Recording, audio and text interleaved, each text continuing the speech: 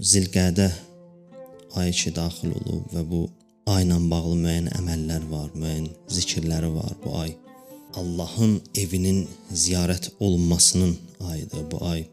Allah üçün mühüm aylardandır və hətta haram aylardandır ki, bu ayda müharibə haramdır, döyüş haramdır. Bunun bir mənəvi tərəfi də var. Yəni necə ki döyüş haramdır, günah da Allahla müharibədir. Gərək o günahı da özümüzə haram eləyək. Allahla müharibəni haram eləyək özümüzə. Onu qadağan eləyək özümüzə. Bəzi əməllər var, bir əməli də bazar günləri qılınan bir namazı var. O namazla bağlı çox tövsiyələr eləyiblər. Peyğəmbərdən bir hədis var, deyir ki, bu ayın bazar günü qılınan bir namaz, çox qeyd olunub, deyəcəm onun qılınma qaydasını. Buyurur ki, bu namazın çox fəzilətləri var. Kim bu namazı qılsa, bir faydası budur ki, deyir, tövbəsi qəbul olar onun.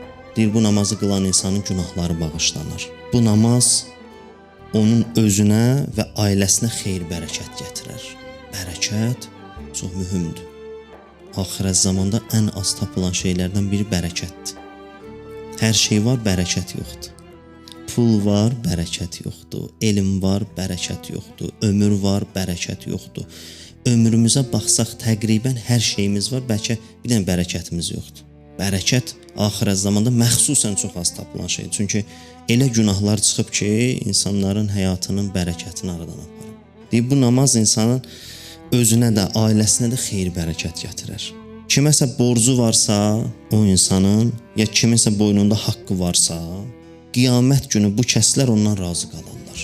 Məsələn, kiminsə haqqına girib, tapa da bilməyib dünyada gedib ondan halallıq alsın. Deyir, bu namazı qılan insan üçün, o kimin ki boynunda haqqı qalıb bunun boynunda, o insanlar qiyamətdə bundan razı olurlar. Borcu olan insanlar ki, borclarını qaytara bilmirlər, şərait alınmır, bu namazı qılsınlar. Kimin borcu varsa, bu namazın bir faydası da odur ki, yollar açılar onun üçün, Allah bir müvəffəqiyyət verər ki, o borcunu yerinə yetirər. Dünyadan imanla gedər, başqa bir xüsusiyyəti. Qəbri geniş və işıqlı olar o adamın. Ata-anası ondan razı qalar, bu namazı qılan adamdan. Çünki qəlblər Allahın əlindədir də.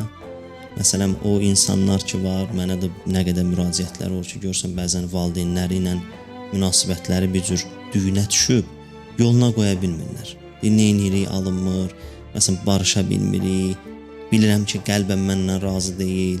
Valideynləri ilə münasibəti pozulan insanlar məxsusən bax bu namazdan, bu Zilqədə ayının bazar günlərindən istifadə eləsinlər. Bu namazı qılan adamdan deyir, onun ata-anası razı olar. Çünki qəlb Allahın əlindədir. Sən bir əməl edirsən, Allah da onun qəlbini sənə tərəf döndərər. Qəlbində bir yumşaqlıq verər, sözün ona təsirli olar. O məhəbbət pərdələri ki, ortadan götürülüb, onları bərpa eləyər, Allah yerinə qaytarar. Allah onun ata-anasını da deyir, bağışlayar. Onun nəsli də bağışlanar, ruzisi də artar bu namazı qılan adamın. Ölüm mələyi onun canını deyir, alan vaxtı onunla xoş rəftar eləyər, mehriban rəftar eləyər.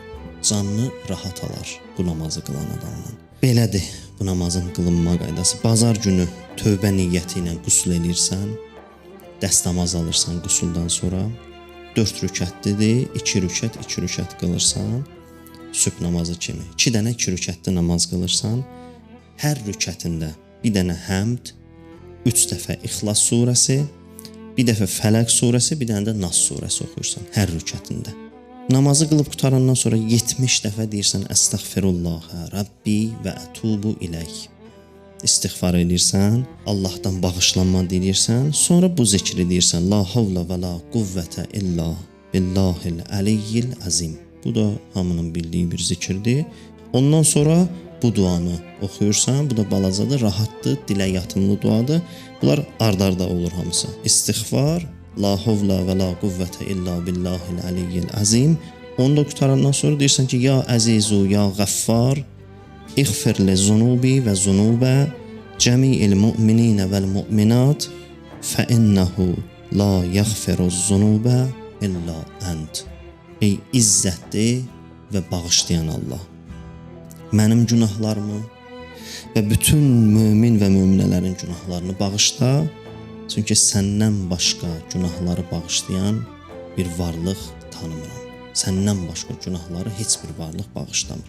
Bu zikri də dedin, namaz tamamdır. 2 dənə bu namazdan 2 rükət qılırsan, bu namazın faydalarını dedim. Çoxdur, çalışaq bu fürsətdən istifadə edək. Bu bir Allahın nemətidir, lütfüdür. Sadədir, çox vaxt aparan bir şey deyil, amma dünyamız üçün də, öz yaşayışımız üçün də, günahlarımız üçün də, aqibətimiz üçün də, valideynlərimizlə münasibətimiz üçün də, ölüm anımız üçün də nə qədər şeylərə faydası var bu namazın ki, inşallah Allah hər birimizə tövfiq versin, müvəffəqiyyət versin. Bu namazı qıla bilək, halla, huzuru qəlblə qıla bilək. İnşallah Allah hər birimizə nəsib eləsin qılmağı və Allah bunun da savabını, faydalarını daim özümüzdə qoruyub saxlamağı nəsib eləsin inşallah.